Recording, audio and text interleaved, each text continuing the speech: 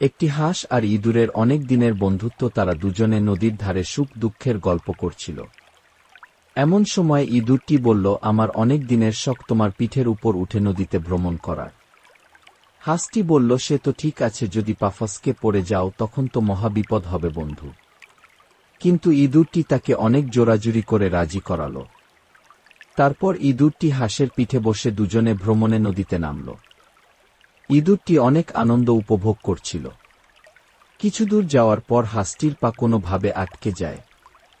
হাঁসটি জোর দিয়ে ফেঁসে যাওয়া পা টানছিল, এমন সময় পিঠে বসা ইঁদুরটি ছিটকে জলে তলিয়ে যায়। হাঁসটি অনেকবার খুঁজেছিল। নিরাশ হয়ে ডাঙায় ফিরে এসে অনুতাপ করতে লাগল আর মনে মনে বলতে লাগল, যদি আমার বন্ধুর এই রকম ইচ্ছার বিরোধ করতাম তাহলে আমার একমাত্র বন্ধুকে হারাইতাম না।